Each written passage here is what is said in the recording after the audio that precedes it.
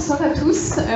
Merci Pierre de m'avoir invité à participer à cette soirée, à cette conférence. Merci aux précédents intervenants qui ont dit beaucoup de choses sur le TP et qui les ont bien dites.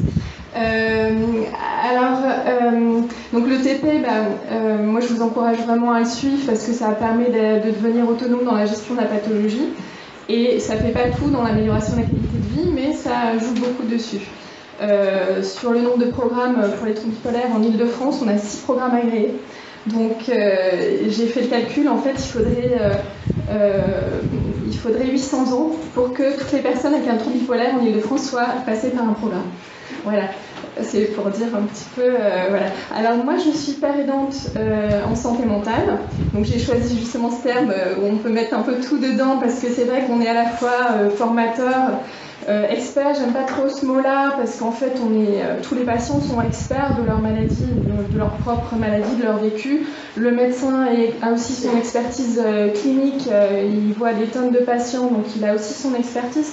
Voilà, donc moi je me positionne plus en plus dans une posture d'accompagnement à la fois des patients dans leur rétablissement et puis un accompagnement aussi des soignants pour faire en sorte qu'on marche tous ensemble vers le rétablissement. Alors les programmes de TP, alors moi j'ai passé un diplôme universitaire en éducation thérapeutique du patient à l'UPMC. Je vais poursuivre là sur un Master 2. Et le TP, jusqu'à présent, c'est très axé sur la pathologie, sur la maladie. À l'origine, c'était fait pour améliorer l'observance, pour que les patients coûtent moins cher à la société. Ce que j'essaie de faire comprendre, c'est que l'observance, c'est pas un objectif du patient, c'est un moyen. Alors que souvent, pour les soignants, l'observance c'est capital, il faut que le patient prenne ses traitements. Parce que, effectivement, c'est un des principaux facteurs de rechute et d'hospitalisation, c'est l'arrêt du traitement. Mais il faut bien voir ça comme un moyen. Et c'est vrai que, alors, donc du coup, je co-anime un programme de psychoéducation parce qu'il n'est pas agréé, mais c'est un petit peu le même principe et le même contenu. Et c'est vrai que quand on parle des traitements, par exemple, on donne toutes les informations pour qu'en fait le patient soit capable, alors je dis plutôt le participant, on va dire, pour pas stigmatiser, c'est toujours stigmatisant de nommer les choses, mais donc le participant puisse s'impliquer dans le choix des traitements et puisse en parler après avec son médecin, voilà, qu'est-ce que j'ai, qu'est-ce que c'est, ça a tel effet, j'ai tel effet secondaire, voilà, donc, et puis donc développer ce qu'on appelle l'empowerment, c'est-à-dire la reprise de pouvoir sur la maladie, sur sa vie, etc. Et alors, donc, père aidant, c'est avoir un trouble psychique en santé mentale, en l'occurrence des troubles bipolaires pour ma part, et c'est être rétabli. Alors rétabli, on est plus ou moins dans un perpétuel rétablissement, hein, c'est pas quelque chose de figé. Voilà, on connaît ce processus et on est un peu du coup des militants du rétablissement. Et c'est vrai que très souvent, les participants au programme de psychoéducation, à la fin du programme, me disent bon, et maintenant, qu'est-ce qu'on fait? Donc il y a un besoin aussi qui n'est pas assouvi en fait. Au-delà de la gestion de la pathologie, qu'est-ce qu'on fait? Et c'est pour ça que j'aimerais, et je travaille à essayer de construire des programmes, de co-construire toujours des programmes plus axés sur le rétablissement. Bien que l'autogestion de la pathologie en fait partie, évidemment.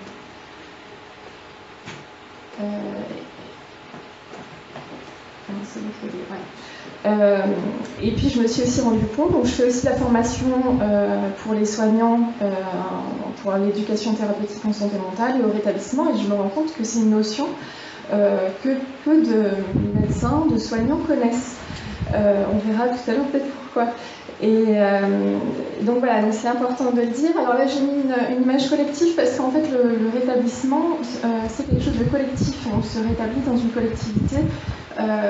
C'est aussi être bien dans la société, être bien avec les autres, même si bien sûr c'est aussi prendre soin de soi, c'est cet ensemble-là. Alors il y a une définition formelle qui est c'est un processus profondément personnel et singulier de changement d'attitude, de valeur, de ressenti, d'objectifs, de compétences et ou de rôles.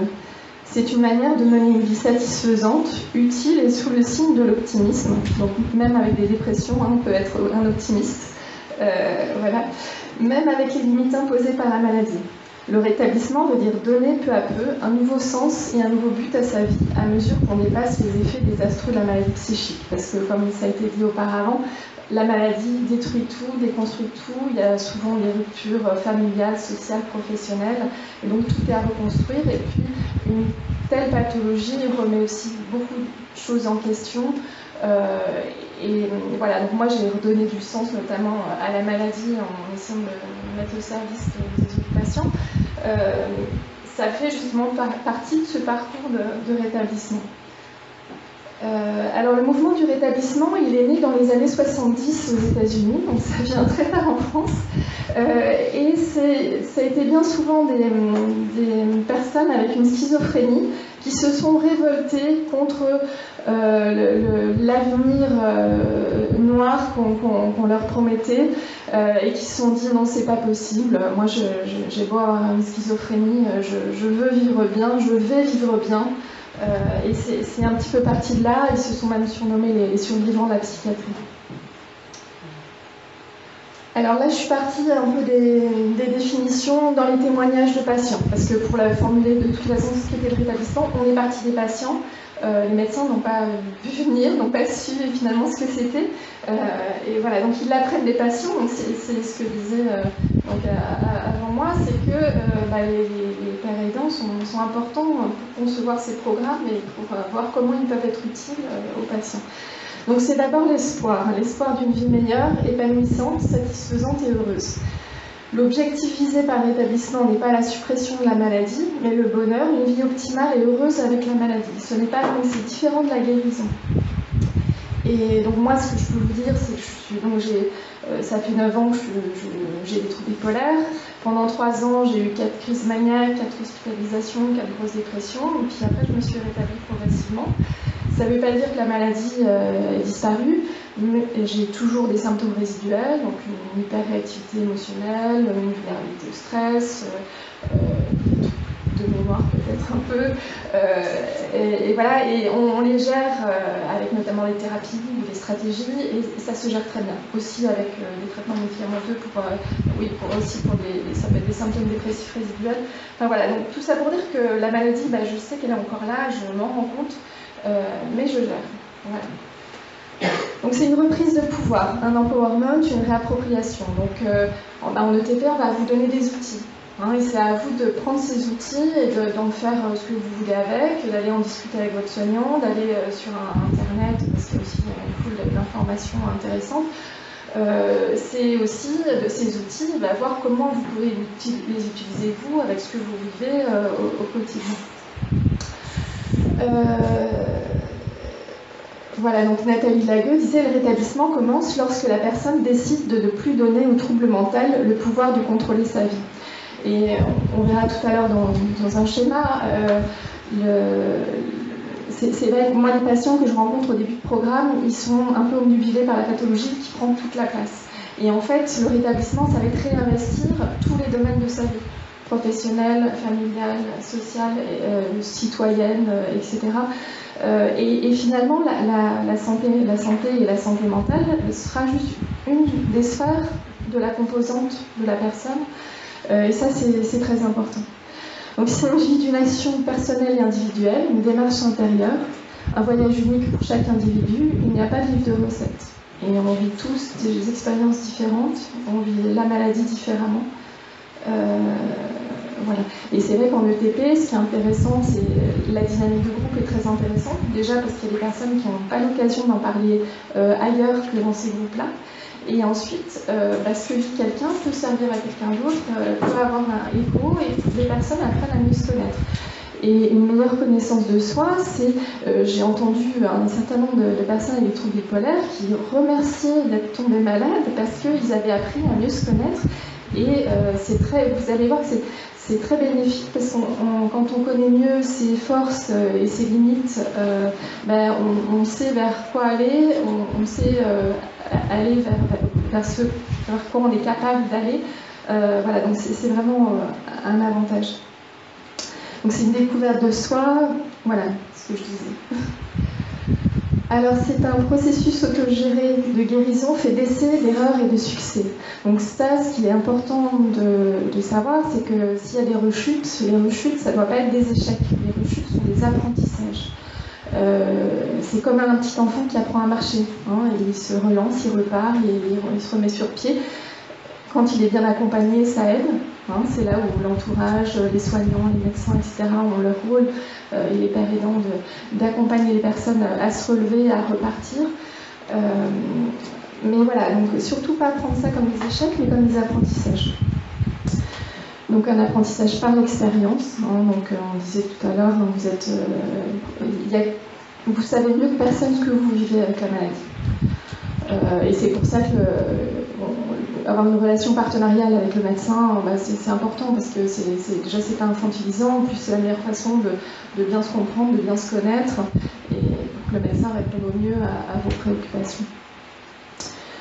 Et un autre point très important, c'est un abandon du statut de malade pour redevenir une personne.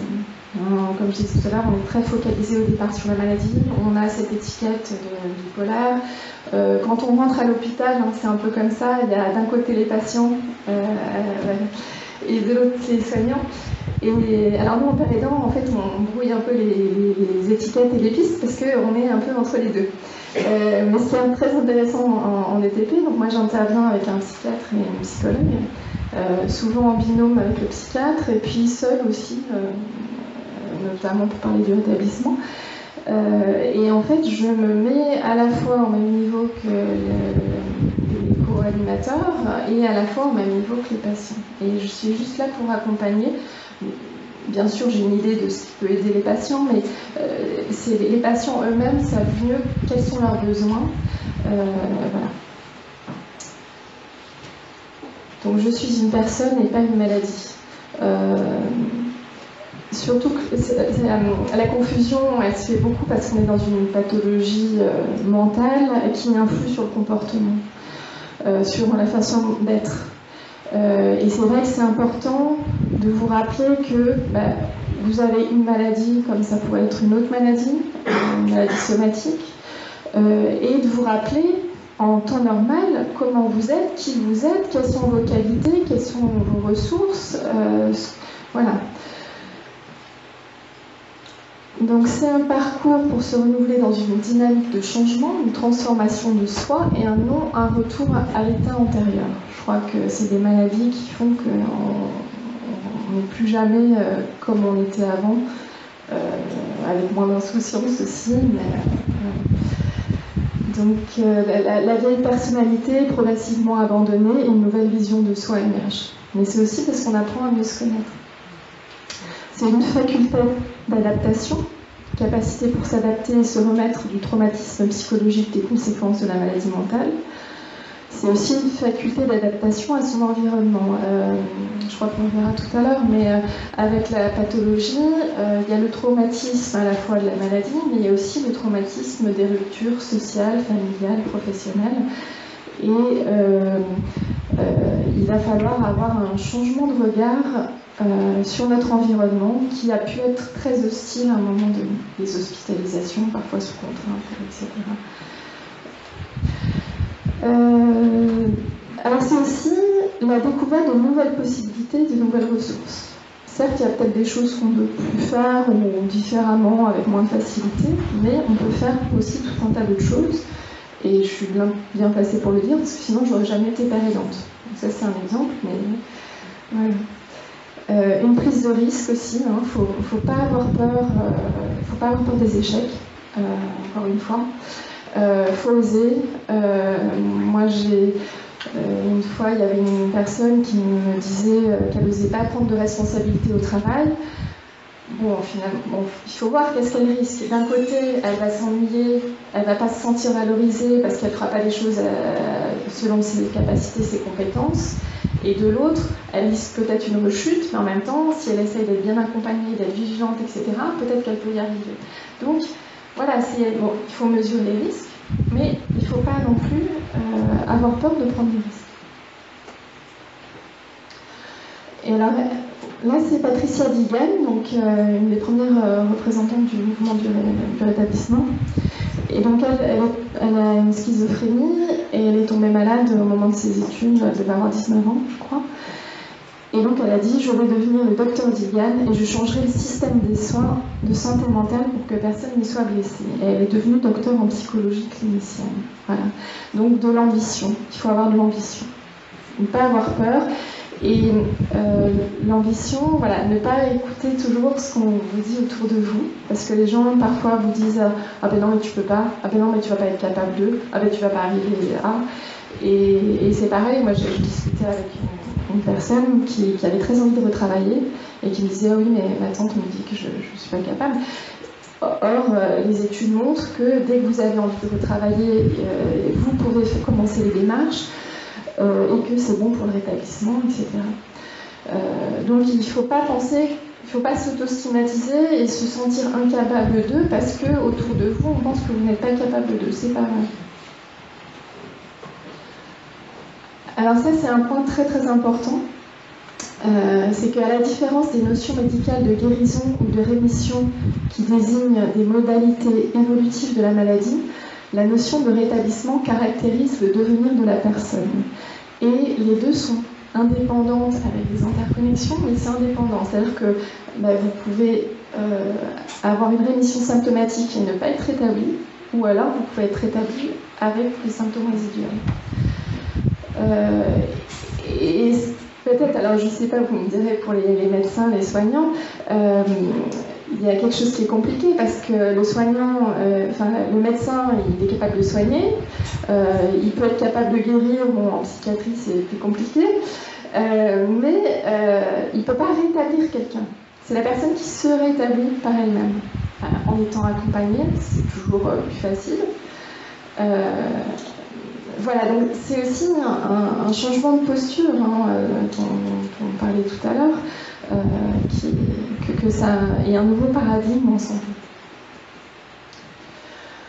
Alors moi j'ai fait un petit schéma, j'ai appelé ça la dynamique du rétablissement, qui est en fait cyclique.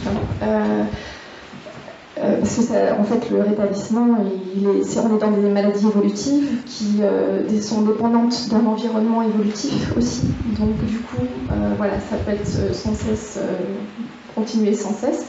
Donc au départ, on a le traumatisme de la maladie et de ses conséquences, les ruptures familiales, sociales, professionnelles, les hospitalisations, la stigmatisation, le tabou. Et alors après, pour en sortir, il peut y avoir un déclic. Pour certains, c'est avec l'instinct de survie, l'indignation, la colère, comme Patricia Digan, ou l'espoir. Et ça, l'espoir, tout le monde peut le donner. Autant l'instinct de survie, la colère, voilà, on peut pas, on contrôle pas trop ça. Autant l'espoir, tout le monde est capable de passer ce message d'espoir.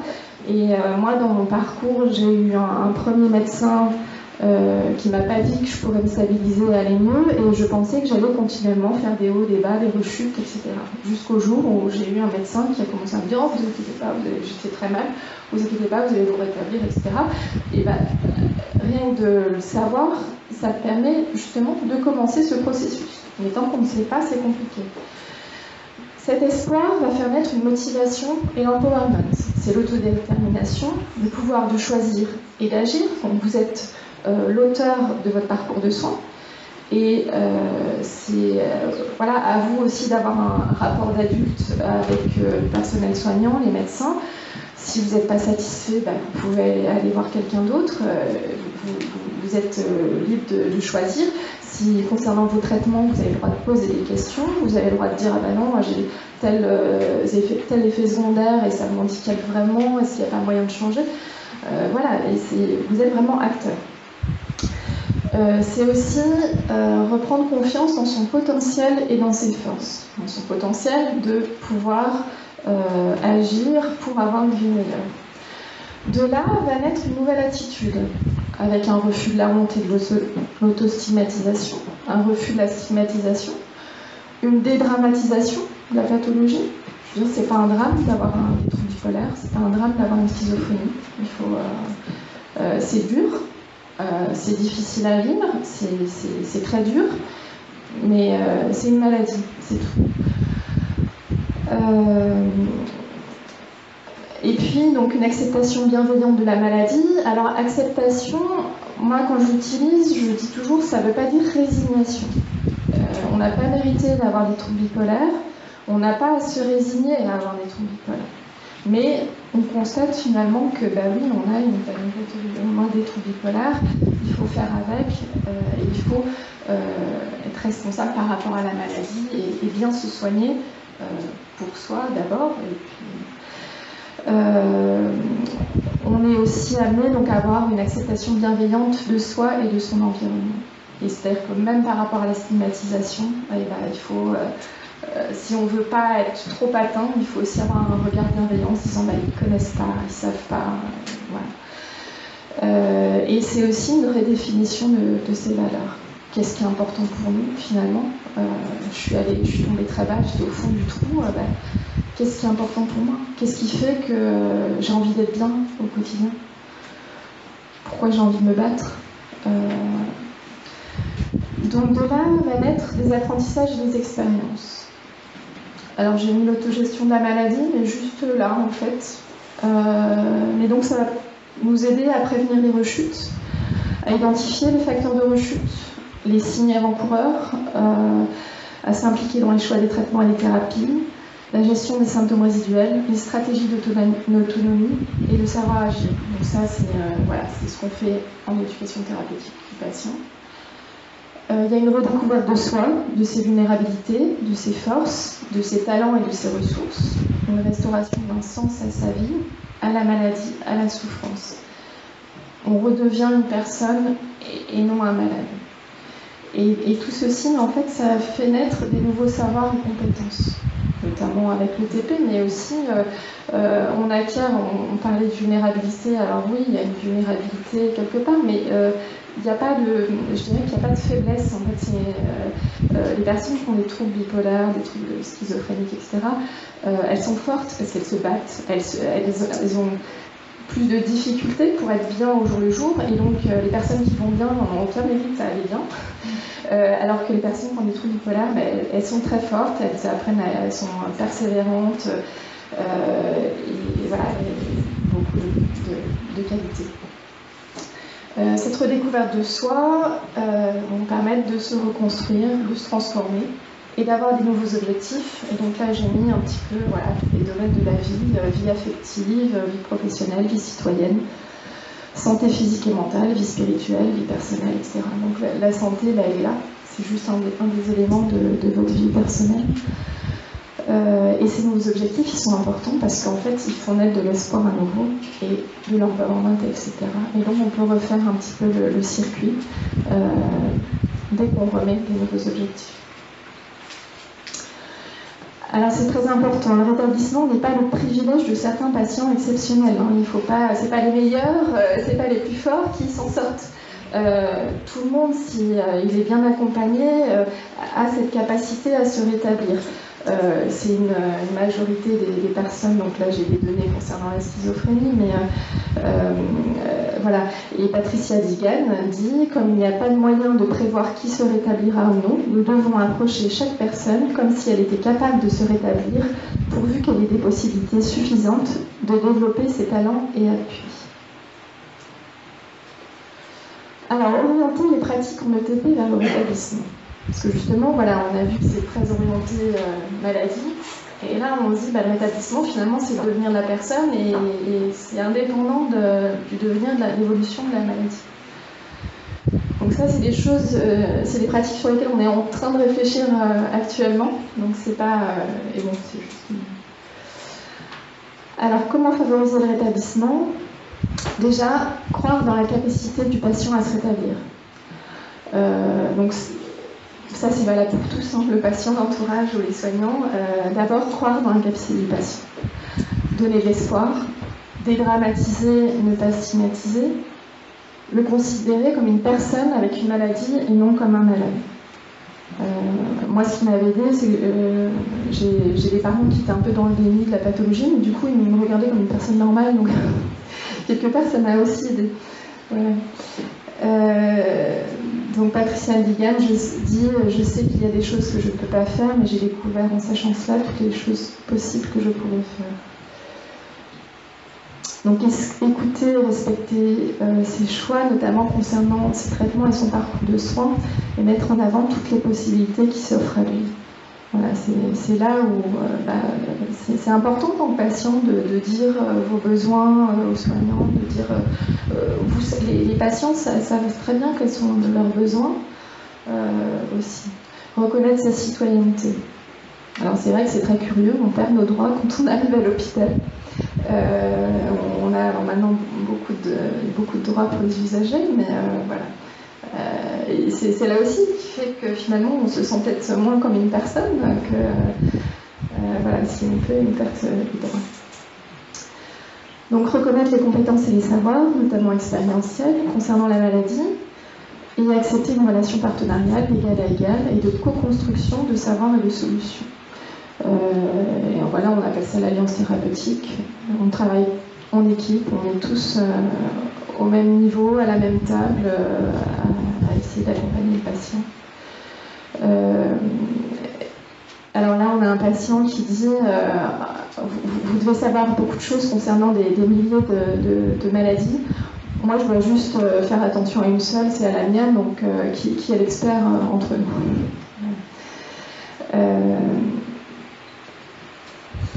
Voilà, donc bon, tenir compte de la dimension holistique de la personne. Ça, j'en ai parlé tout à l'heure. Donc l'encourager, valoriser son expérience et son savoir-faire, ses savoirs. Moi, j'ai des personnes en programme de psychoéducation qui en savent beaucoup plus que moi sur les traitements. Et je suis beaucoup plus à l'aise quand il y a un psychiatre avec moi pour leur en parler, mais ils savent beaucoup de choses. Et c'est vrai que quand j'ai repris le programme, au début c'était très descendant, c'était un peu un cours, les patients levaient la main. Je suis arrivée, j'ai fait des outils pédagogiques, etc. pour faire participer les gens. Et en fait, maintenant, c'est les personnes, les participants qui donnent les réponses. Nous, on complète, mais en fait, à tout le groupe, ils trouvent quasiment la totalité des réponses à chaque fois. Et pour nous, c'est beaucoup plus reposant de faire comme ça. Donc voilà, puis ça favorise aussi l'entraide entre eux, donc c'est très important. Donc redonner confiance pour lui permettre de se sentir capable de nous, c'est ce que je disais tout à l'heure. L'aider à redéfinir ses valeurs, ce qui est important pour lui, ses forces, ses qualités, ses ressources, ses soutiens. Donc c'est les ressources internes, les ressources externes aussi, sur qui vous pouvez compter. C'est très vaste. Retrouver un projet de vie et des objectifs SMAX. Alors les objectifs SMAX, c'est des objectifs simples, mesurables, ambitieux, compatibles et stop, c'est-à-dire mesurables dans le temps. Enfin voilà, qui se mesurent dans le temps. Et définir les étapes qui permettront d'atteindre progressivement les objectifs. Donc ce qui différencie un petit peu pour moi les programmes, pour orienter un programme de TP vers leur établissement, ce serait d'essayer de développer cet accompagnement dans les premiers projets des personnes. Sachant qu'on peut là aussi faire un suivi sur le long terme s'il y a besoin, c'est que la personne vienne nous voir au bout d'un certain temps en fonction de ses projets. Mais l'idée, c'est plus aussi de donner une méthodologie finalement pour monter un projet et puis qu'après la personne soit capable et puis de l'aider à ce qu'elle soit en position de réussite. Et comme ça, après, qu'elle puisse se sentir capable de mener d'autres projets et de se rétablir. Voilà, donc créer des outils pédagogiques permettant à chacun de participer, de s'exprimer. Alors moi, ça a été utile pour je le disais tout à l'heure, pour les patients atteints de troubles bipolaires, parce que la spécificité, c'est qu'il y en a qui sont un peu up, d'autres qui sont un peu plus down à la même séance, et ça fluctue comme ça sur tout le programme. Et en fait, avec des outils pédagogiques, chacun est obligé de participer, mais il participe librement, si je ne les force pas. Ceux qui ont parlé beaucoup, ils sont obligés de laisser la parole aux autres. Et ceux qui sont un peu plus en retrait sont sont incités, en tout cas, on leur propose de prendre la parole. Donc ça favoriser aussi l'échange et l'entraide entre les participants. Je disais tout à l'heure, il y en a certains qui ne parlent jamais de la pathologie ailleurs, en dehors, avec d'autres personnes. Moi, j'ai aussi des participants qui me disent, bien sûr, je ne savais pas, enfin, je me rends compte qu'on est tous des gens normaux. Donc voilà, donc l'effet miroir, le partage d'expérience, le partage de stratégies, parce que ça, les soignants connaissent moins les stratégies de vie, les stratégies d'autonomie que vous pouvez les mettre en place. Et chaque patient a ses propres stratégies, donc c'est très intéressant d'échanger. Moi, j'ai que mon vécu, mon rétablissement, des patients que je rencontre, mais chacun apporte quelque chose. Et c'est aussi valorisant pour les personnes qui viennent au programme de se dire qu'elles aussi, elles peuvent aider quelqu'un en partageant ce qu'elles vivent. Donc partir de l'expérience des participants, donc ça c'est important. Donc j'ai eu une expérience où on a une psychologue qui vient parler des thérapies. Donc la première fois, elle vient avec son petit PowerPoint. En plus, on n'avait pas de matériel, donc personne ne voyait rien. Et puis, l'évaluation, elle a été très belle. Sa séance n'avait pas été très appréciée. Et la fois d'après, je lui ai dit, est-ce que tu as besoin de ton PowerPoint sinon, il faudrait aller dans une autre salle. Mais bon, ça peut être bien de commencer par demander aux participants quel est leur vécu par rapport aux thérapies. Est-ce qu'ils ont déjà suivi des thérapies, etc. Et on est parti comme ça, et ça s'est très bien passé. Et il y a un des participants qui s'est rendu compte qu'il suivait une psychothérapie, mais il ne savait pas que c'était une psychothérapie. Donc c'est toujours là où c'est important de partir de l'expérience de la personne. Parce que sinon, si elle avait fait son cours sur la psychothérapie, ça lui serait passé à côté. Voilà, permettre aux participants de trouver eux-mêmes les réponses. Donc les traitements, moi par exemple j'ai fait un jeu, une sorte de jeu de loi avec des questions. Donc en fait c'est eux qui doivent donner les réponses. Donc après on complète bien évidemment, le psychiatre est là pour donner toutes les informations, mais voilà, ils se débrouillent. Donc voilà, parler du rétablissement et de la différence avec la guérison et la rémission symptomatique. Alors moi je me suis rendu compte, je travaillais avec un ouvrage, on s'appuie sur un ouvrage du docteur Christian Gay qui date de 2014 je crois, et le mot rétablissement n'est pas dans le livre. Donc du coup j'ai remplacé le vivre au quotidien avec la pathologie par une séance sur le rétablissement. Et donc c'est déjà, voilà, commencer par dire que c'est possible.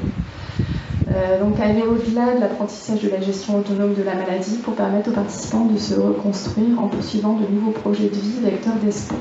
Donc j'ai mis psychoéducation plus accompagnement à la redéfinition des valeurs et au premier projet de vie de la personne. Alors l'entourage, on se pose toujours la question de l'entourage. Et alors moi, mon point de vue, c'est que j'essaie de développer au maximum l'autonomie du patient. Et ça décharge finalement l'entourage.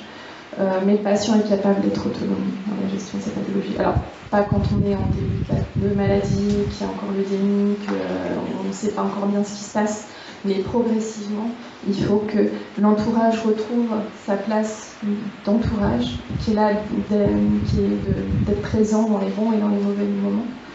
Mais qu'elle ne soit pas là pour vous soigner, pour vous dire de prendre vos médicaments, d'aller voir votre médecin, etc. Au début, l'entourage a besoin de connaître la maladie quand même, de savoir les symptômes, les facteurs de rechute, etc. Parce que aussi, au début de la pathologie, elle peut dire attention, voilà, j'ai repéré tel symptôme, faites un peu attention. En même temps, il y a un moment où vous allez en avoir marre que dès que vous riez un peu fort ou dès que vous déprimez un peu, on vous dise attention, voilà. Donc moi je vise plutôt l'autonomie du patient, mais évidemment l'entourage, voilà, ça reste un filet de sécurité, c'est important qu'il soit là, et qu'il accompagne la personne dans le rétablissement, comme je le disais tout à l'heure, de la même manière, et qu'il soit là pour l'aider à se relever et à poursuivre son rétablissement. Les bénéfices des pères aidants, je vais aller très vite. Le père aidant, souvent, est vecteur d'espoir, d'encouragement et d'empowerment. Il est crédible. Il parle il a le vécu, donc voilà. Il normalise l'expérience de ses pairs. Il permet de partager l'expérience, il y a une bonne compréhension des ressentis, des émotions, des problématiques. Tout ça c'était dans des études. Il a une empathie sincère, forcément. Il ne stigmatise pas la personne. Il est dans le non-jugement. Il aide au maintien dans la communauté. Il améliore l'estime de soi et la confiance en soi.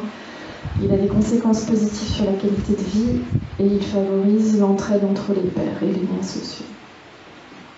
Alors pour les équipes aussi, hein, donc le père aidant il remplace personne, hein, donc il ne faut pas que les équipes aient peur. Il prend la place de personne, il vient offrir un service et une offre de services complémentaires. Et moi ce que j'aime beaucoup en éducation thérapeutique, c'est qu'on travaille en équipe pluridisciplinaire, c'est ce qu'on appelle l'intelligence collective. Chacun apporte ses compétences, ses savoirs, on travaille ensemble, donc avec le patient et toute l'équipe. On forme qu'une équipe. Voilà, donc il renforce l'alliance thérapeutique et la compréhension de chacun. Alors moi c'est très simple, en psychoéducation, cette fois-là, la parole se libère. Et le psychiatre qui est là, bon, les gens n'oublient pas qu'il est psychiatre, mais il lui parle du coup beaucoup plus facilement, ça pose beaucoup moins de problèmes, il y a moins de réticence à lui parler. Donc le père aidant accompagne aussi les équipes dans un changement de paradigme vis-à-vis du rétablissement. C'est ce que je suis en train de faire ce soir. Et c'est vrai que le rétablissement qui est atteignable prime sur la guérison, même si celle-ci reste l'objectif idéal. Et il est là aussi pour donner de l'espoir aux équipes, parce que si le médecin se rend compte qu'il n'arrive pas finalement à guérir ses patients, il peut se dire que peut-être qu'il peut les permettre d'être heureux avec la maladie. Donc ça, je pense que c'est bien aussi pour eux. Et puis on libère du temps aux équipes. Voilà, moi j'ai un psychiatre qui arrive souvent en retard et il sait que je suis là à l'heure, donc je commence souvent son livre parce qu'il est débordé. Et puis après, c'est aussi tout ce qui est outils pédagogiques, en fait, ça l'intéresse pas son métier, ça l'intéresse pas. Et donc, c'est, voilà. Je vous remercie beaucoup. Et puis...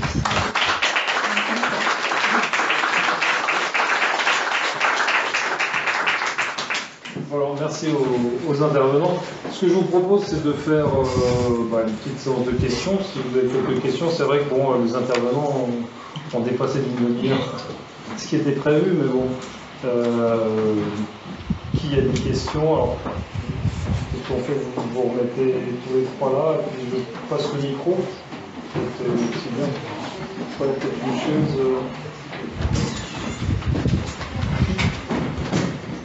Qui a des questions?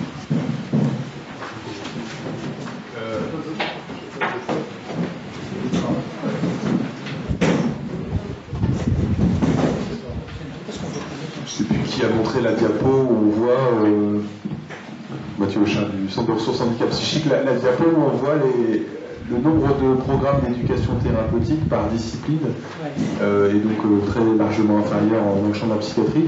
Je voulais savoir si vous aviez des explications sur ce faible développement de l'ETP. C'est toute l'histoire. C'est toute l'histoire du développement de l'éducation thérapeutique qui avait d'abord concerné des patients qui avaient des troubles, qui étaient des patients diabétiques, de type 1, d'insuline. À un moment donné, il fallait que les patients... Voilà, il y a toute cette histoire de pathologie. Et puis, pour la psychiatrie, pourquoi est-ce que c'est si récent?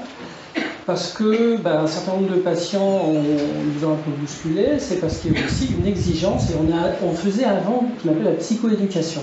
On était tous persuadés de faire la psychoéducation, de travailler sur un format de patients. Dans les années 70-80, il y a eu tout un mouvement, notamment sur la réhabilitation, des choses comme ça. Mais c'était diffus, chacun faisait ça dans son coin.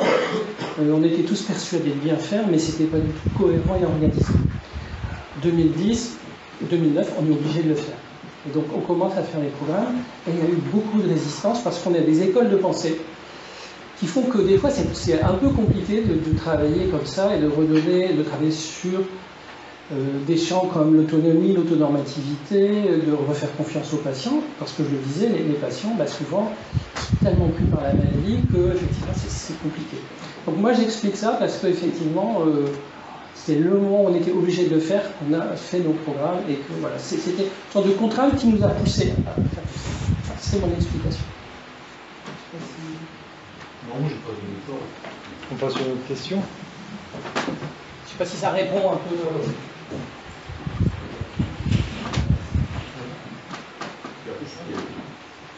Comme ça, vous répondez à une question que je voulais poser, et ça va bien, sur les résistances du système. Mais moi j'en ai une autre, j'ai souvent entendu dire par les États-Unis interposés qu'en fait on aura vraiment une psychoéducation paritaire quand la distance entre le soignant et le soigné aura vraiment été abolie. Qu'est-ce que vous en pensez, les trois?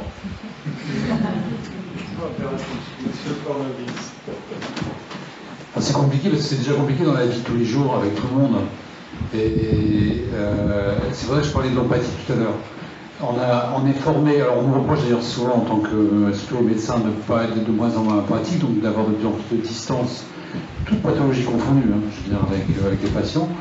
Parce que là, il y a un phénomène qui était à l'origine du burn-out. On oublie trop que le burn-out, c'est quand même les médecins qui ont été concernés en premier dans les établissements de psychologie, enfin, les médecins qui s'occupaient dans les années 80 des free cliniques aux États-Unis, à New York, qui voyaient des usagers, des jeunes, ceux qui ont vu Requiem for a Dream, on voit un peu l'horreur de ce qu'ils ont vécu, et les médecins donc, ont parlé de la puissance qu'ils avaient à soigner. Donc cette distance a toujours été donnée déjà par nos études, on a été formé avec des maîtres, on est formé par la maladie nous donne aussi une distance par rapport à la nature, enfin, je veux dire, donc il y a une posture qu'on adopte, plus ou moins, une posture thérapeutique qui est en train de changer. Moi, je parlais des difficultés pour nous déjà d'amener le thème d'usager. C'est ça que vous disiez 800 ans, je crois. Et ce sera peut-être le temps qu'il faudra pour qu'on change nous-mêmes de posture. Et est-ce que c'est souhaitable aussi la distance, de rompre cette distance? Parce que trop de familiarité, trop de proximité, il y a des patients qui veulent dire attendez, vous n'avez pas de maladie, là, vous parlez de quoi là, vous êtes qui pour parler de ma maladie? Comme disait d'ailleurs dans la bande dessinée, enfin pas la bande dessinée, mais le petit extrait vous disait vous connaissez plein de maladies, mais vous ne connaissez pas la mienne. Il y a peut-être des gens qui seraient vexés en disant attendez, moi je connais bien votre maladie parce que je suis psychiatre, je sais de quoi je parle. En fait. Donc c'est une question difficile et je ne sais pas si on aurait une réponse avant 800 ans. Moi je dirais que c'est une question de respect et de bienveillance mutuelle, c'est-à-dire que respecter le patient et respecter le soignant également. Respecter le fait qu'il ait fait des années d'études, le fait qu'il a une expérience clinique, il voit beaucoup de patients. Mais vous avez l'expérience de la maladie. Et c'est vrai que pour moi, il faut ne plus être dans une relation infantilisante et avoir un rapport d'adulte à adulte. Moi, j'ai un médecin avec qui ça s'est très bien passé. C'est peut-être pas le cas de tout le monde, mais c'est vrai qu'en tout cas, il faut aller vers ce genre de relation avec un respect et avec une bienveillance. Et moi, je vais voir un peu pour un petit peu, parce que l'histoire de distance, c'est quoi la distance? C'est trop près, c'est trop loin. C'est comme les porcs épics, c'est ni trop près ni trop loin. On s'approche trop près, ça pique. On s'éloigne, on a froid. Et donc, c'est quelque chose qui est dynamique, qui bouge tout le temps, la distance. Et après, des fois, moi, je ne suis pas capable d'être trop près parce que je suis en insécurité. Des fois, je peux être très près, mais l'autre sera en insécurité. Et donc, la distance, effectivement, c'est une question de base, ça. Mais ça se construit tous les jours, en fonction de comment je suis, avec qui je suis, avec un collègue, un patient. C'est pas une question voilà, c'est une question de chemin, de travail, c'est quelque chose qui bouge tout le temps. C'est la question, la distance, ça bouge. Je fais de la formation d'équipe libérale professionnelle. Et le fait de faire de la formation, déjà on réduit la distance entre professionnels, ce qui est déjà important. On rompt les hiérarchies entre le médecin, le traitant, l'infirmière, etc. Donc déjà, le fait de faire de l'éducation thérapeutique, je pense que si vous faites un DEU, on se rend compte, parce qu'on travaille avec d'autres personnes, ça rapproche déjà les soignants entre eux.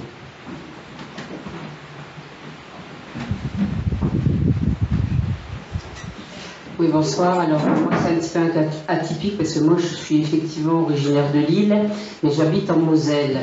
Et je me pose la question par rapport à ce que je viens d'entendre là depuis 2 heures, c'est que j'ai l'impression néanmoins qu'il y a une inégalité entre les régions.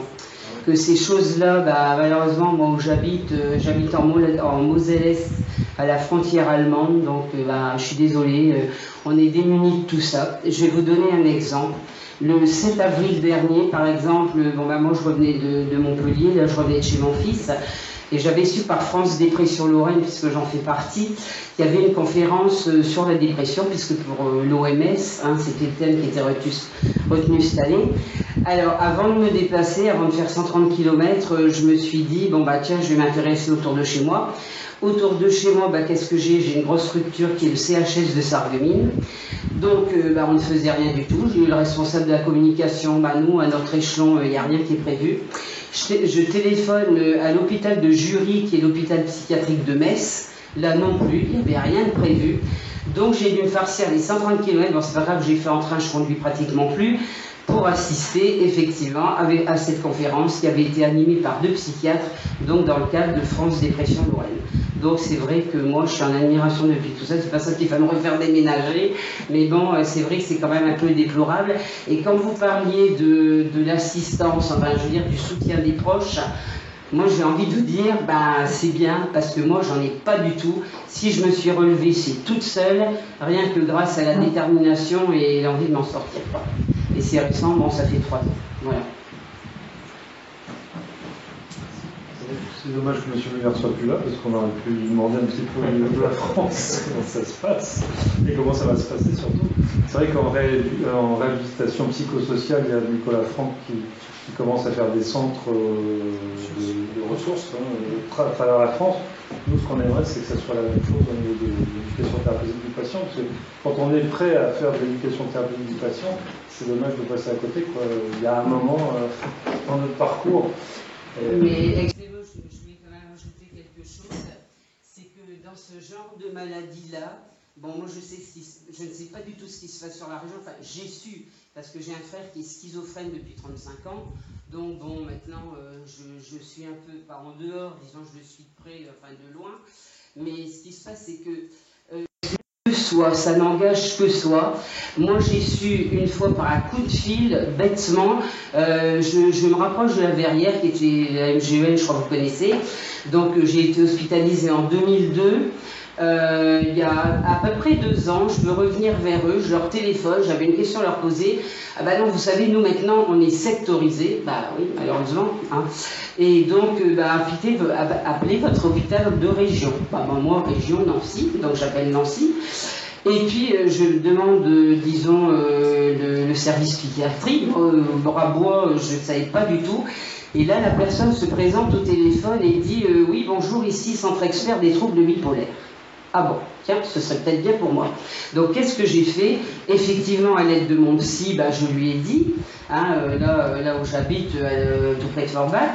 Et puis, j'ai dit, et puis là, je commence franchement à en avoir un peu assez. Un frère qui est schizo depuis 35 ans, ça n'a pas tellement bougé. Moi, j'ai galéré pendant 13 ans. Et là, je me suis dit, c'est peut-être le moyen de dire quelque chose. Docteur, est-ce que vous n'avez pas connaissance de cette structure? Ah ben, c'est-à-dire qu'on envoie là-bas les gens dont on n'est pas sûr du diagnostic. Je me suis tue, mais j'avais envie de dire et d'ajouter, peut-être qu'on n'est peut-être pas forcément sûr du mien. Alors donc, de ce coup-là, ben, je suis avec le Centre Expert de Nancy. Depuis, ben, ça va faire 1 an, là, au mois d'août. Et puis, je sais que je suis partie pour 3 ans avec eux. Donc, ben voilà. Donc, ce que je veux dire par là, c'est que c'est de soi-même. Si, dans les grandes agglomérations, je pense qu'il y a les moyens. Mais les moyens ne sont pas là partout. Et malheureusement, ben, on peut compter que sur soi. Et je trouve que c'est quand même aberrant. Ce sont des maladies psychiques. Et ben, pour se remonter, même soi-même, seul, franchement, c'est pas forcément évident. C'est un peu pour ça qu'on fait des groupes de parole aussi. C'est vrai que ça permet quand même de s'entraider et puis bon, de s'échanger un petit peu les stratégies. Quand on est dans un endroit où il n'y a rien, il faut faire au moins 60-130 km pour... C'est pour ça qu'on aimerait développer des groupes de parole un peu partout. Ce sera plus facile, peut-être un peu moins cher, si tant est qu'on nous donne un peu de subvention quand même, un minimum, et que ça ne parte pas tout sur le médical. Une question. Oui, bonsoir. Je voulais comprendre un petit peu les premières résistances de l'équipe. J'avais pas trop bien compris. J'aimerais que vous développiez. Parce que... Mais je pense que... qu'il y a des résistances à changer. Alors tout à l'heure, vous parliez de paradigme du soin, de façon d'envisager le rapport qu'on a avec la personne qui vient pour être soignée. Voilà, qui vient pour être soignée. Et moi, je suis le sachant. Et je vais faire en sorte de travailler très correctement, mais de mettre en place les thérapies que j'ai apprises, les façons de faire, etc. Mais quand il faut travailler en partenariat, ça demande à changer de posture, et c'est ça qui est compliqué pour certains, parce que ça remet en question un certain nombre de... C'est pas facile de travailler dans un cadre soignant, dans un cadre avec des pathologies, vous l'avez dit vous-même, pour le cas des fois le diagnostic, ça varie un petit peu, et c'est bien d'avoir des certitudes, d'avoir des choses sur lesquelles s'appuyer. Donc c'est difficile un peu de changer de posture. Donc l'explication c'est ça, c'est un peu compliqué, on se remet en question, il faut travailler sur soi, il faut accepter que l'autre ne soit pas du tout comme nous. Et c'est un travail, c'est vraiment un travail qu'on a à faire nous les soignants, effectivement, sans faire semblant de dire ah on va travailler avec les patients, on va vous faire croire que c'est ça la difficulté, c'est travailler avec les patients bien sûr, mais chacun on va garder nos compétences et nos savoirs et nos savoir-faire aussi. Donc c'est tout un travail de réflexion qu'on essaye de mener, mais il y a des gens qui ne veulent pas changer, qui ne veulent pas compter, mais je pense que comme il y a des patients, qui peuvent être aussi des soignants d'ailleurs, qui ne veulent non plus pas bouger, pas changer, rester sur des places connues. Je pense que c'est comme chacun d'entre nous, quand on a un changement à faire, c'est pas simple. On aime bien quand on connaît le chemin pour y aller. Non, parce que je pense à ça, parce que moi j'avais animé des groupes au niveau de psychosocial, de rééducation. Ouais. Et donc c'était avec des groupes de patients. Et nous, on avait remarqué qu'il y avait des patients déjà d'un certain âge, avec un certain nombre d'années d'expérience, et ils avaient un poids mais très important dans le groupe, et les jeunes les écoutaient, et quand ils arrivaient à parler par exemple sur la prise du traitement, sur les symptômes qui permettaient, je veux dire, ils avaient certainement beaucoup plus de poids que nous soignants. Et comme quoi, je disais, le partage d'expériences, de données, de données cliniques, tout ça, pour le coup, c'est extrêmement enrichissant. Mais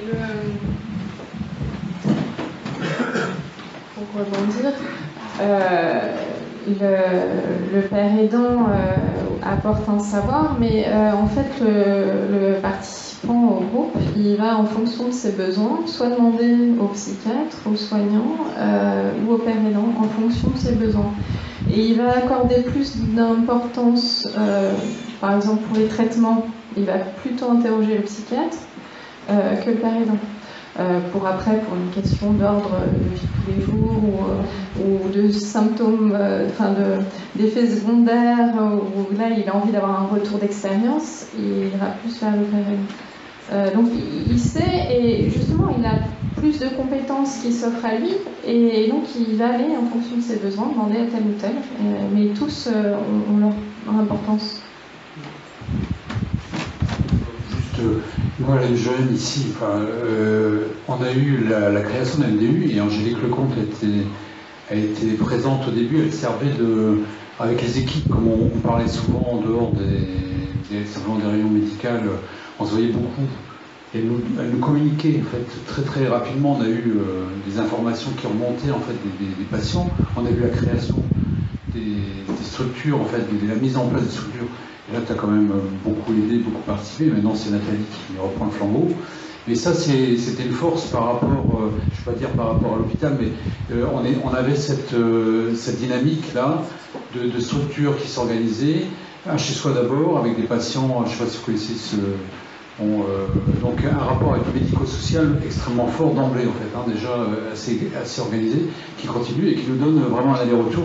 Et ce qu'on regrette, effectivement, c'est pas encore avoir, ce qui était dit tout à l'heure, assez de patients experts, bien qu'effectivement le mot soit délicat, mais pour trouver, je veux dire, des patients qui viennent intervenir lors des modules pour expliquer justement cette notion d'espoir, parce que quand on parle d'espoir, on dit on voit bien que c'est pas vous qui souffrez de la maladie. C'est-à-dire que quand un patient parle d'espoir, il est, comme vous disiez tout à fait, je veux dire, il est beaucoup plus légitime, il est authentique en fait, il est authentique.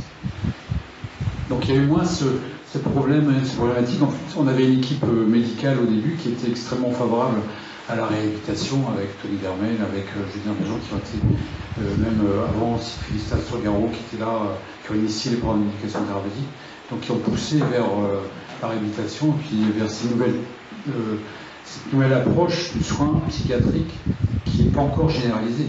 Et M. Müller le disait tout à l'heure, Dr Müller tout à l'heure, même les politiques qui sont comment... On a vu la présidente de région, on lui fait un peu découvrir ce que c'est que l'éducation thérapeutique. Donc il y a quand même un lobbying sur lequel on compte sur vous aussi, d'ailleurs, pour vous, effectivement, avoir des financements, parce qu'on n'a pas de financement pour vous accueillir dans un groupe d'études d'éducation thérapeutique. Donc pour l'instant, c'est du bénévolat, enfin, ça fait limite. Alors moi, c'est mon métier, donc je suis rémunérée, et je refuse d'être bénévole parce que c'est vraiment mon métier, donc je vis de ça. Après, c'est vrai qu'en fait, le manque de programme, je pense qu'il y a différents facteurs. Il y a le facteur temps, les équipes qui n'ont pas le temps. Maintenant, il y a toutes les contraintes. Il faut que toutes les personnes de l'équipe soient formées. Donc, c'est du temps pour qu'elles soient formées, puis après du temps pour concevoir les programmes, etc. Il faut de l'argent si vous voulez effectivement payer un père aidant. Voilà, tout ça c'est des grosses contraintes et c'est vrai que c'est pas, en tout cas en Ile-de-France, apparemment, les troubles bipolaires ou la santé mentale, en ETP, c'est pas prioritaire. Donc ils ne financent pas ces programmes-là. Ils vont financer, je crois, le diabète, alors qu'il y a pléthore de, enfin par rapport, proportionnellement, il y a pléthore de programmes. Il y en a peut-être diabète 1 et 2, il y en a peut-être plus de 300 en Ile-de-France, alors que le bipolaire, il y en a 6. Schizophrénie, on a peut-être 9. Voilà.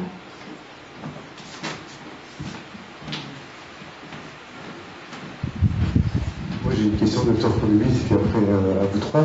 Moi, quelque chose qui m'a choqué dans votre présentation, c'est que vous avez dit que les financeurs le financer, ils souhaiteraient en tout cas que on doit tous y aller, que ce soit obligatoire. Voilà, parce que dans ce cas-là, ils prendraient bien leur traitement. Et alors, ça sous-entendrait que l'ETP est fait et monté par les financeurs que pour qu'on paye bien le traitement. Ouais, c'est pour ça que je demande une correction, si c'est ça ou si c'est bien ça. Même pas une correction. Je vais éviter exactement ce que j'ai dit. Tous les gens qui ont fait de l'ETP, qui ont fait une formation ETP, ont été prévenus contre ça. Donc c'est vrai que je dis qu'il y a une version éthique, c'est-à-dire qu'il faut absolument résister à cette pression-là. Pour que l'ETP ne soit pas financé, notamment par les industries pharmaceutiques, soit qu'elle n'a pas le droit de financer, de participer au programme, pour éviter qu'on nous dise qu'il faut obliger les gens à faire l'éducation thérapeutique. Et donc il faut que nous, on accepte que les gens refusent.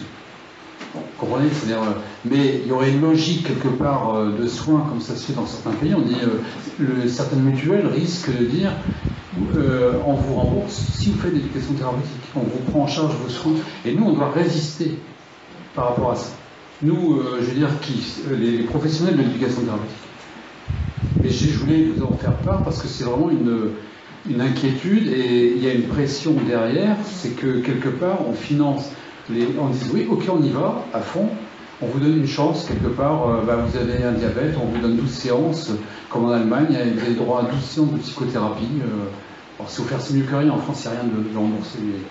Donc le risque c'est ça, c'est d'avoir quelque part un jour un lobby de mutuelles ou d'assurance qui disent on vous oblige à prendre en charge, donc on fasse de l'empowerment, non pas une volonté, et là on perd complètement la dimension d'empowerment, on perd la liberté, je veux dire, essentielle, la citoyenneté, c'est-à-dire le côté démocratie, pour aller dans le sens de l'économie de santé, mais dans le sens le pire son du terme.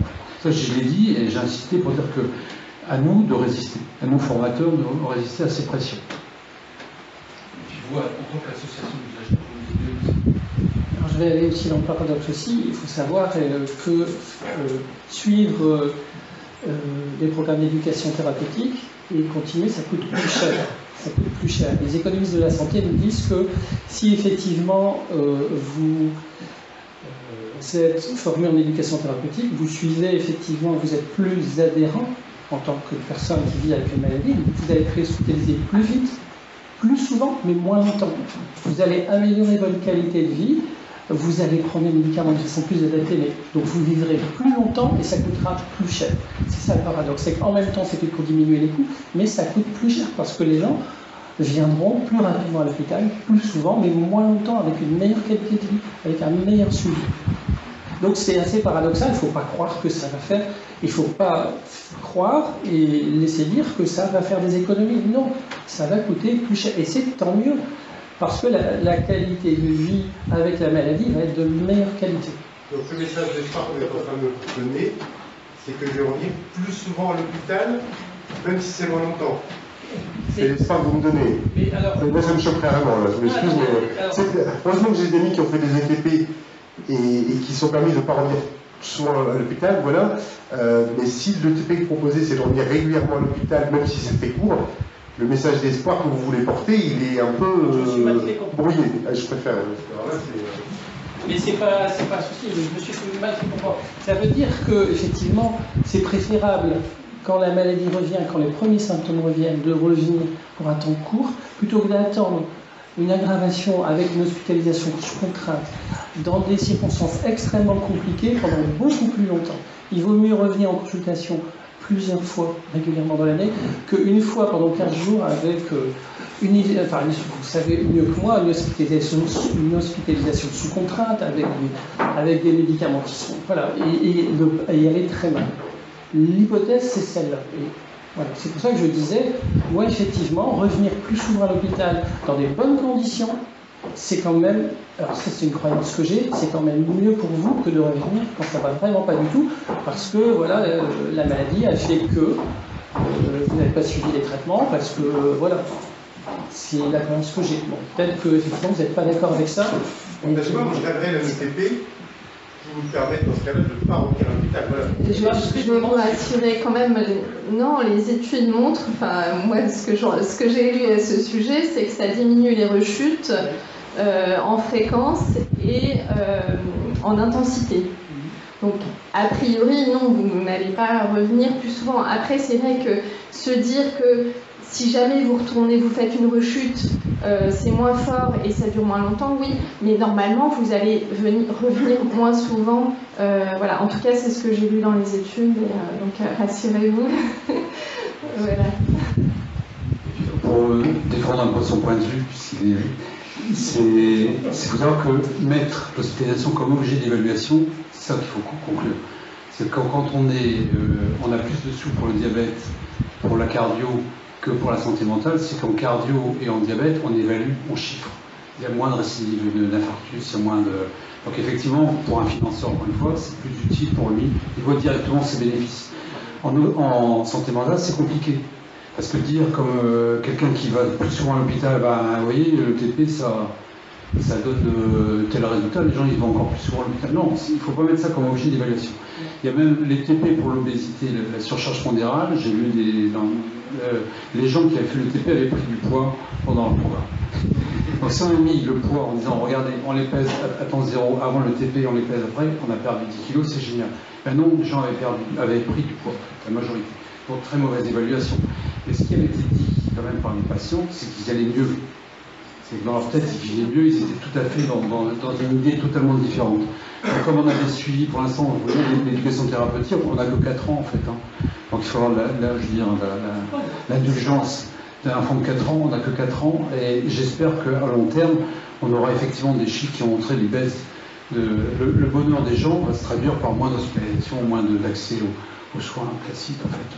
Pour moi, l'hospitalisation, c'est pas un échec. Pour moi, l'hospitalisation, c'est quelque chose qui peut être intéressant. On va à l'hôpital parce qu'on a besoin, effectivement, à un moment donné de sa vie, de rencontrer des professionnels qui vont nous accompagner pour aller mieux.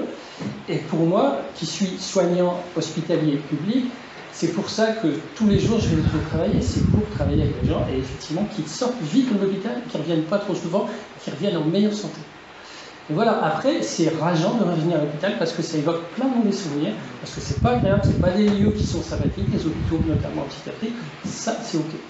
Mais je préfère, effectivement, et je le redis, des petits moments, pas forcément d'ailleurs dans des hôpitaux fermés, etc., dans des services fermés, mais ça peut être l'hôpital de jour, ça peut être les cliniques, ça peut être des endroits où effectivement le type de personne avec qui que vous allez côtoyer pendant quelques jours, c'est plus acceptable que des services lourds où effectivement on fait des traitements très lourds, très contraignants, très handicapants. Voilà, c'est ça, un peu ça que je voulais dire. Maintenant, qu'on ne soit pas d'accord, moi je trouve que c'est très bien, parce que sinon on ne discuterait jamais. Et puis d'être d'accord tout le temps, c'est pas intéressant. C'est toujours mieux d'aller à l'hôpital de notre plein gré. Deux dernières questions. Juste deux mots à partir de l'hospitalisation. Moi, je crois que j'oublie pas finalement que toutes les techniques de TP, de RAP, etc. nous viennent du Canada et des États-Unis. Et je garde en mémoire, en fait, principalement, puisque c'est là qu'on peut encore faire des études, alors qu'on n'a plus d'argent en France, principalement, je n'oublie pas que les systèmes là-bas ont dû d'abord changer leur approche du patient et de la réalité. Si j'étais porteur d'un nous tout à l'heure qui est resté assez flou, permettez-moi d'afficher quand même quelques années de traversée de cette maladie, quelques décennies, avec patience et constance, qui me font quelque part penser qu'une certaine résilience, je ne vais pas l'afficher comme ça, mais bon, c'est une belle maladie quelque part, ça prend pas mal de choses.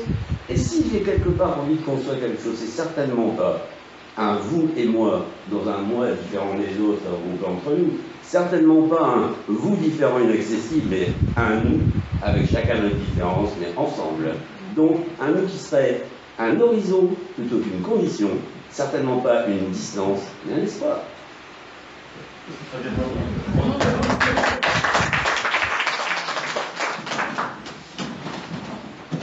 Bonsoir. Je me posais la question par rapport à la maladie, comment se former à l'ETP? Parce qu'en fait, la maladie, on est toujours, moi je me dirais stabilisé, alors que j'ai toujours le facteur stress qui bouge, qui flotte, qui monte, qui redescend, et je sais pas, pour se former à l'ETP. C'est ta liste Juste une question sur la question, quand on parle de se former, c'est pour devenir formateur ou bien pour... Ah non, non, pour participer. Oui, alors il faut pas être en crise en fait. Mais après, alors il n'y a pas besoin d'être bien stabilisé puisque c'est quelque chose qui va vous aider à vous stabiliser. Mais c'est vrai que si vous êtes en phase maniaque, vous allez venir une fois, pas venir la fois d'après. Si vous êtes en dépression, vous serez tellement mal que vous n'allez pas être bien non plus. Mais voilà, il ne faut pas attendre d'être bien stabilisé. Après, c'est plus la peine.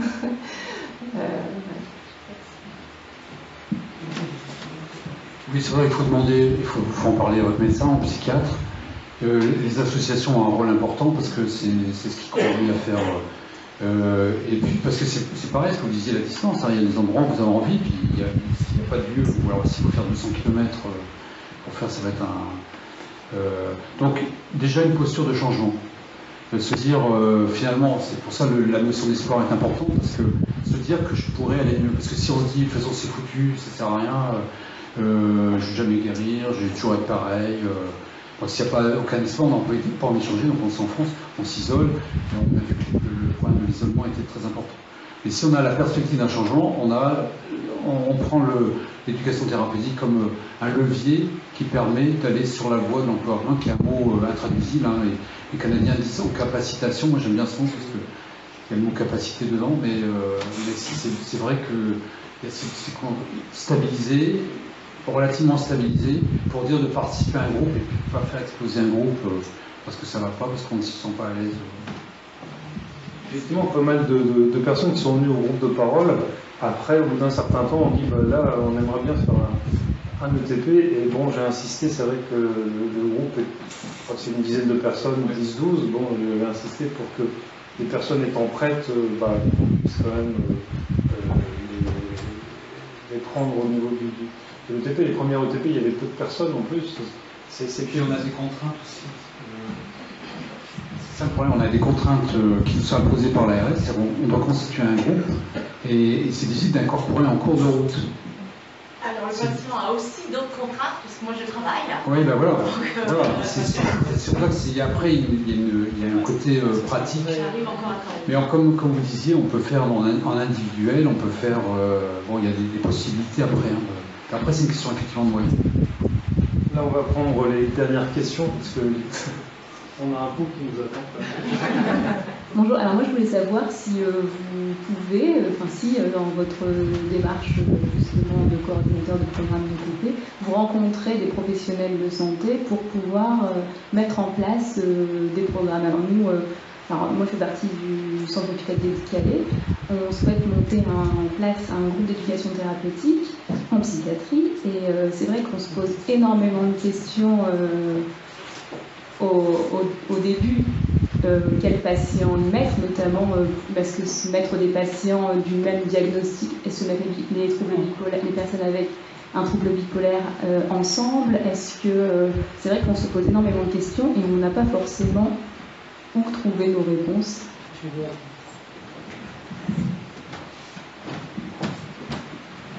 Merci de cette question parce que c'est vrai que c'est une question, c'est bien parce que au niveau effectivement de l'aspect très récent de ce travail, on a tâtonné les uns les autres. On ne savait pas trop comment faire. On est allé chercher dans la psychoréhabilitation, dans des techniques de groupe, etc. pour monter nos programmes.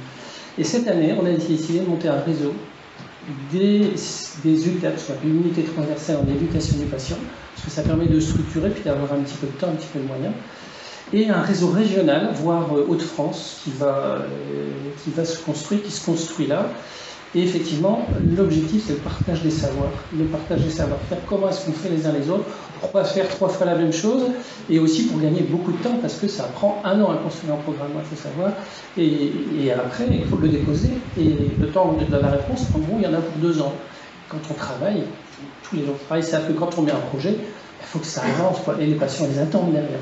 Donc vous pouvez nous contacter, mais il y a une structure qui s'appelle le CERFEP, Centre régional de formation et éducation des patients. C'est un centre ressources. Moi, je vous invite à aller sur leur c'est pas un blog, c'est un portail, le CERFEP, où effectivement, pour les aidants, pour les professionnels, pour les équipes, vous avez un certain nombre d'outils qui sont à disposition. Et notre réseau va communiquer aussi autour de ça. Donc le CERFEP, c'est pas que pour la psychiatrie, mais ça communique aussi beaucoup. Il y a un centre ressources qui est extrêmement intéressant, c'est avec notre classe. Voilà, mais vous contactez Simon pour la création de programmes, on est partageur là-dessus, parce qu'on a besoin de tout le monde. Je suis désolé, je dois on va prendre une dernière question. Une question. Oui, je m'adressais à vous. Je voulais connaître, si c'est pas indiscret, s'il vous plaît, votre parcours professionnel.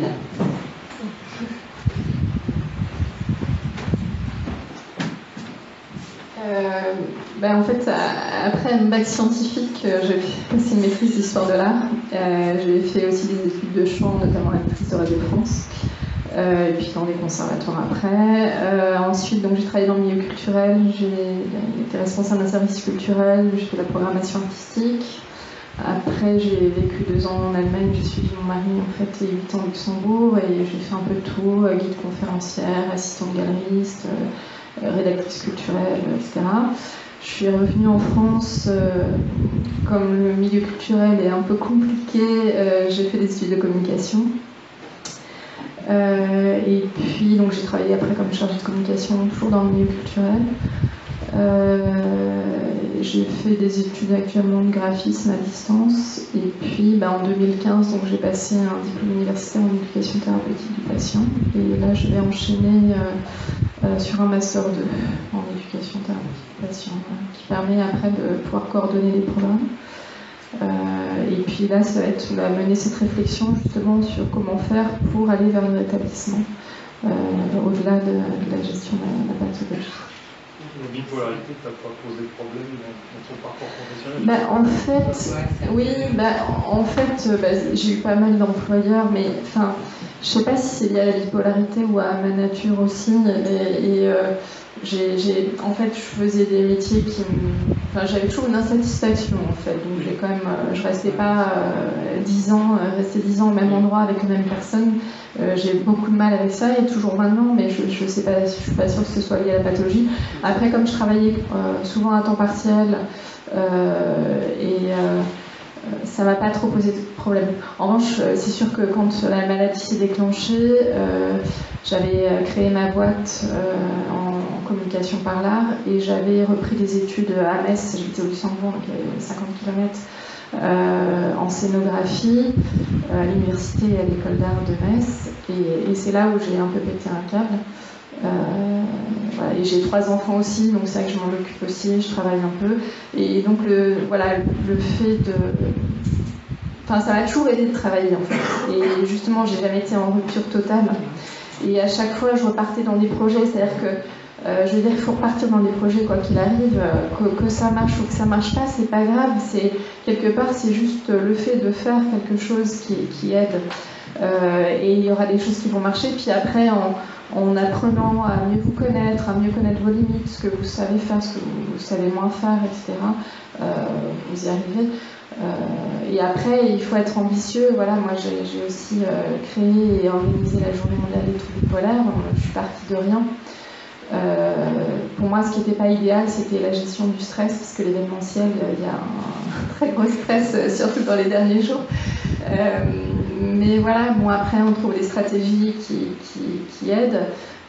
Mais après, c'est vrai que voilà, je passe le relais aussi parce que ça a fait son temps. Et puis, ça me prenait 4 mois de mon année, voire 6 mois, et je pouvais rien faire d'autre. Alors que maintenant, je peux faire et pour moi, là, c'est l'idéal actuellement parce que je suis indépendante et je travaille dans plein d'endroits différents, donc avec plein d'équipes différentes. Je m'ennuie pas, je fais des choses différentes. Je peux pas être mal en fait dans mon poste parce que même si je suis pas très bien à un endroit, à un autre je vais être mieux et donc voilà. En même temps, être indépendant c'est aussi compliqué parce qu'il faut démarcher tout le temps, parce que les contrats ils tombent pas toujours, parce que voilà, ça a d'autres inconvénients. Mais en tout cas, il faut faire, il faut pas avoir peur, il faut y aller. Et je vais vous demander la petite question subsidiaire, vous êtes encore sous-traitant? Oui, oui. Mais je le disais tout à l'heure, je suis pas guérie. Comment? Je suis rétablie. Je dis que je suis pas guérie parce que j'ai des symptômes résiduels que je soigne en partie par les traitements ou sinon par des thérapies. Je fais de la méditation pleine conscience et ça aide énormément. C'est pour tout, quoi. La gestion des émotions, la gestion du stress, c'est vraiment une super thérapie. Merci aux intervenants parce que bon, ça a été passionnant. Ça dure un petit peu plus longtemps pour tout le monde. Une chose, je voudrais remercier la MGEM quand même qui nous a prêté le locaux et Nathalie qui nous fait un petit pot. Le Crepsi également. Alors là, ça a été super parce qu'on est quand même sponsorisé. On a été aidé par le Crepsi, ce qui nous permet d'avoir une captation professionnelle aujourd'hui. Et bon, on profitera justement de revoir ça à tête reposée parce que ça a été dense. 2 choses, Mathieu, peut-être vous pouvez nous dire. Je vais juste vous dire, parce que tout à l'heure on a parlé d'information et puis de Nicolas Franck, il y a une sensibilisation à la réhabilitation psychosociale qui est proposée le 12 juillet à l'os. C'est une action qui est ouverte à tous. Voilà, l'inscription c'est en ligne sur le site du Crepsi, on a de la documentation. Oui, c'est vrai qu'il y a Marine qui est là également, qui peut vous donner des infos. C'est vrai que très souvent, on envoie des personnes au Crepsi, parce que nous, on n'est pas des professionnels, donc ça permet quand même d'avoir quelque chose de plus probant que administrativement. On a besoin d'aide, parfois aussi une assistante sociale, c'est important, et on n'ose pas toujours aller au coin de sa rue. Donc, avoir un petit peu de recul, c'est pas plus mal. Pour notre part, on fait aussi le 6 septembre, on fera une conférence spécifique sur, alors je ne sais pas comment dire, dépistage, ça me gêne un peu de dire ça, mais un petit peu dans l'esprit du dépistage et surtout de la prévention des troubles bipolaires pour les jeunes. On va inviter j'espère avoir un médecin scolaire, j'aimerais avoir quelqu'un d'enseignement, et on aura le Dr Kochman qui s'occupe de la clinique de Lautréamont. Donc je pense que ça va être une conférence de qualité, et on pourra visiter le musée si on arrive un peu avant. Donc notez sur vos tablettes le 6 septembre. Merci à tous, et puis maintenant on va voir un petit